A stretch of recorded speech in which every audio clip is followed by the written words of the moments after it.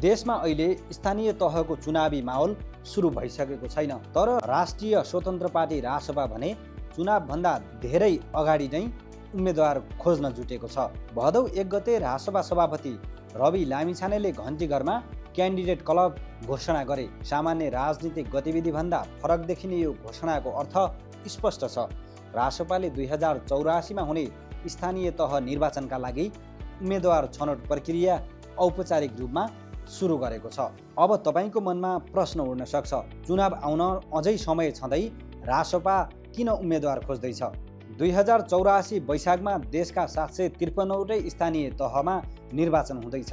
6 महानगरपालिका, 11 उपमहानगरपालिका, 276 नगरपालिका र 460वटा गाउँपालिका सहित 6753 वडामा निर्वाचन हुनेछ।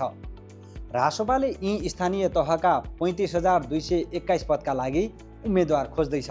यसमा मेयर र उपमेयरदेखि गाउँपालिका अध्यक्ष, उपाध्यक्ष, वडा अध्यक्ष तथा वडा सदस्यसम्मका पद समेटिएका छन्। अर्थात् रासपाको क्यान्डिडेट क्लब सामान्य सदस्यता अभियान होइन, यो आगामी स्थानीय चुनावका लागि देशभर उम्मेदवारको सम्भावित सूची तयार गर्ने प्रारम्भिक संरचना हो। रासपाका अनुसार स्थानीय सरकार नागरिकको दैनिक जीवनसँग सबैभन्दा नजिक जोडिएको सरकार हो। त्यसैले स्थानीय तहको नेतृत्व चुनाव जित्न सक्ने मात्र व्यक्ति भएर पुग्दैन। सेवा प्रवाह सुधार गर्न सक्ने, सुशासन कायम गर्न सक्ने, स्थानीय अर्थतन्त्र चलायमान बनाउन सक्ने र नागरिकसँग प्रत्यक्ष संवाद गर्न सक्ने नेतृत्व आवश्यक हुन्छ।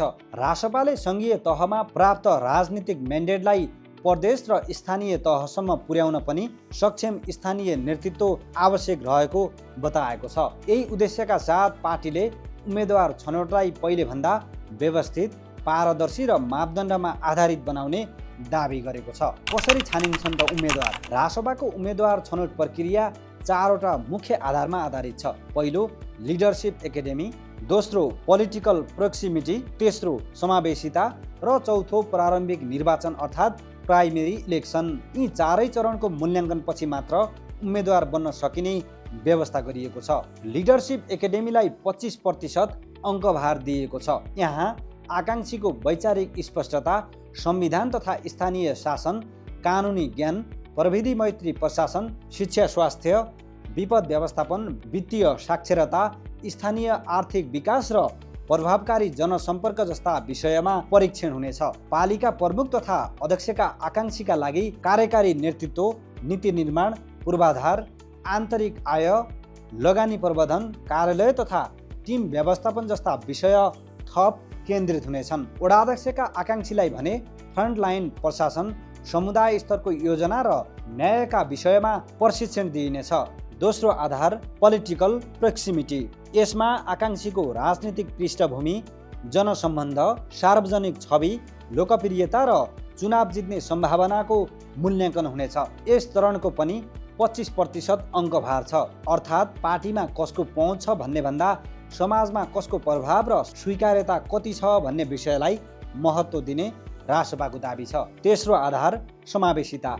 रासपाले समावेशितालाई जातीय क्लस्टरमा मात्रै सीमित नगरी उमेर, लैङ्गिक समानता, अपाङ्गता, भौगोलिक विकटता र सामाजिक आर्थिक पृष्ठभूमिसम्म विस्तार गरेको जनाएको छ।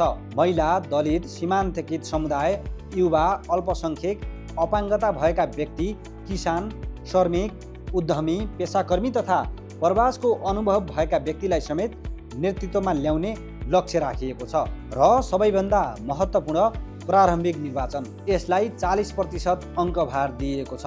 अर्थात् अन्तिम मूल्याङ्कनमा सबैभन्दा ठुलो हिस्सा पार्टीभित्रै हुने प्राइमेरी इलेक्सनको हुनेछ। पार्टीका सम्बन्धित सदस्यले मतदान गरेर आफ्नै उम्मेदवार छनौट गर्नेछन्। मतदान अनलाइन तथा वैकल्पिक विधिबाट हुनेछ। रासपाका अनुसार यसले उम्मेदवार छनौटमा हुने पहुँच, प्रभाव, नातावाद, कृपावाद, भूतगत दबाव र नेतृत्व निकटताको प्रभाव घटाउनेछ। तर सबैले उम्मेदवार बन्न पाउँदैनन्। उम्मेदवार बन्न नेपाली नागरिक भएको, 21 वर्ष उमेर पुरा गरेको र आफू उम्मेदवार बन्न चाहेको पालिका वा वडाको मतदाता भएको हुनुपर्नेछ। पार्टीको विचारप्रति प्रतिबद्धता, अन्य दलको सदस्यता त्याग, सम्पत्ति विवरण र प्रहरी रिपोर्ट लगायतका विवरण समेत पेश गर्नुपर्नेछ। शैक्षिक प्रमाणपत्रदेखि वैवाहिक व्यवस्था, आर्थिक कारोबार, स्वार्थ बाँझिने अवस्था र विचाराधीन मुद्दासम्मको विवरण खुलाउनु पर्ने व्यवस्था गरिएको छ।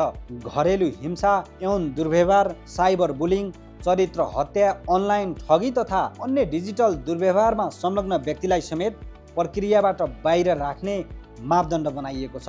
त्यस्तै मिटर ब्याज, सट्टेबाजी, हुन्डी, सहकारी बचत अपचलन लगायतका अवैध आर्थिक कारोबारमा संलग्नता भए उम्मेदवारीको बाटो बन्द हुनेछ। भ्रष्टाचार, जबरजस्तीकरणी, मानव बेचबिखन, लागु औषध कारोबार, सम्पत्ति शुद्धिकरण, अपहरण लगायत गम्भीर अपराधमा दोषी ठहरिएका व्यक्तिका लागि पनि कडा मापदण्ड राखिएको छ। पार्टी सदस्यताको समय सीमा पनि छ। रासपाको सदस्य बनेको कम्तीमा 45 दिन पुरा भएपछि मात्र उम्मेदवार छनौट प्रक्रियामा सहभागी हुन पाइनेछ।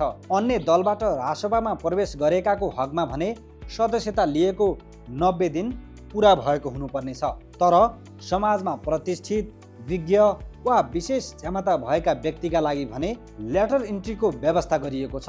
रासपाले उम्मेदवार छनौटको यो प्रक्रियालाई वैज्ञानिक, वस्तुपरक र पारदर्शी बनाउने दाबी गरेको छ।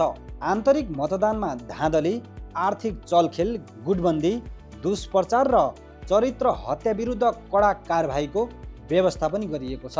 कागजमा बनाइएको मापदण्ड व्यवहारमा कति निष्पक्ष हुन्छ ठुलो प्रश्न कार्यान्वयनमै छ। प्राइमेरीमा लोकप्रिय व्यक्ति र सक्षम व्यक्ति एउटै हुन्छन् कि हुँदैनन्? समावेशिताको मापदण्ड र जित्ने सम्भावनाबीच सन्तुलन कसरी मिलाइन्छ? र सबैभन्दा महत्त्वपूर्ण, रासपाले घोषणा गरेको यो नयाँ प्रयोगले स्थानीय तहमा साँच्चीकै फरक नेतृत्व स्थापना गर्न सक्छ कि सक्दैन? यी प्रश्नको उत्तर अब सुरु हुने उम्मेदवार छनौट प्रक्रियाले दिनेछ।